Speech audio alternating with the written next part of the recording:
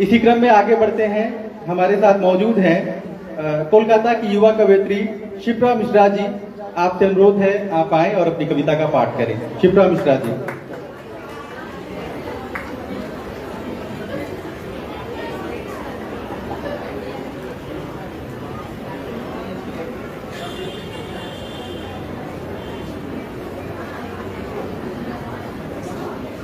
मंच पर विराजमान प्रबुद्ध जनों को मेरा नमन।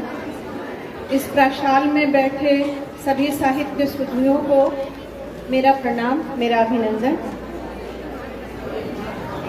मेरी पहली कविता का शीर्षक है सभ्यता।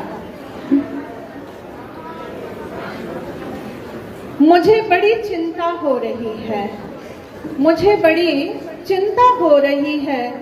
बचपन बचकाने जवाब आज किससे पूछूं।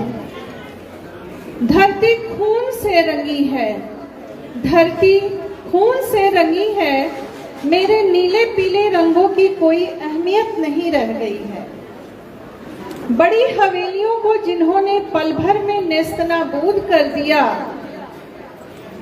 मेरे मिट्टी के घरौंदे भला क्या संभालेंगे। किशोरावस्था से ही छुपाती रही तमाम स्त्रियों की तरह अपना एक रहस्यमयी कोना, आज दरिंदगी की हद पार करने उतरे कुछ वहशी लोग और लूट ले गए मेरी स्त्री होने की पहचान, मेरी उड़ान, मेरा गर्व, मेरा जज्बा। हम सचमुच सभ्य हो गए? क्या हम सचमुच सभ्य हो गए या पहुंच गए जंगल की उन अंधेरी कंदराओं में? जंगल काट दिया हमने, जंगली जानवर भी काटते गए, मनुष्यों को भी काटना होगा। अभी काटना होगा हमें भाईचारा, मनुष्यता, अहिंसा, करुणा, सद्भावना, प्रेम। सभ्य होने के लिए अभी बहुत हमारा, क्योंकि बेहिया जंगल अब हमारे भीतर उगाए हैं, बेहिया जंगल अब हमारे भीतर उगाए हैं। दूसरी कविता रक्त रंजिता। ऐसा लग रहा है जैसे कल ही देखा था उसे, काली कलूटी चमकती पानीदार आंखों वाली उस बेजुबान लड़की को। जैसे गाय बांधी गई हो जेठ की चिलचिलाती धूप में किसी खूंटे से, बिना छानी छप्पर के।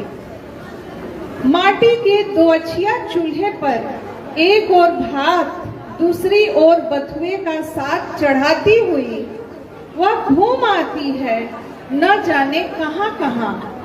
उसकी दुनिया बेहद खूबसूरत थी।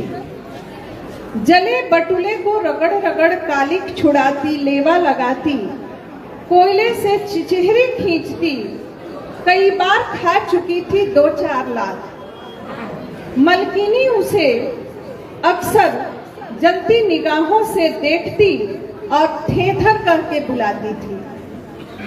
घर के बच्चों को देख सुनकर सीख लिया था उसने जीवन का कहरा।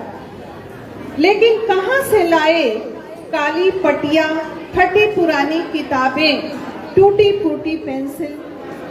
मजूरी में मिले पैसे को तो झोटा पकड़ खींच लेता और दारू पी जाता था उसका लंगड़ा बाप। पुराने मालिक के दलान में माँ की रात भर की मजूरी उसकी समझ से बाहर थी। बसिया साग भात भी मिलते रहे बड़ी मुश्किल से, भर न पाया पेट कभी। फिर भी बाढ़ देह की रुके नहीं रोकने से कगारे तोड़ बढ़ती गई उसकी किशोरावस्था।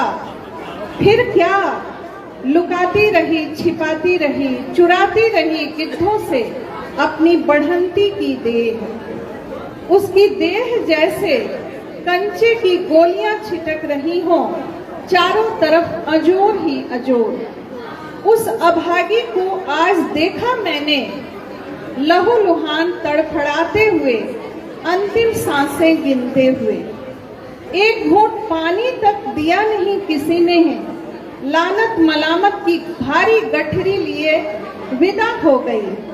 उसके निष्प्राण आंखों में अभी भी बची थी कुछ रोशनाई, जिससे कुछ नई इबारत लिख सकती थी उसके इंद्रधनुषी सपनों की।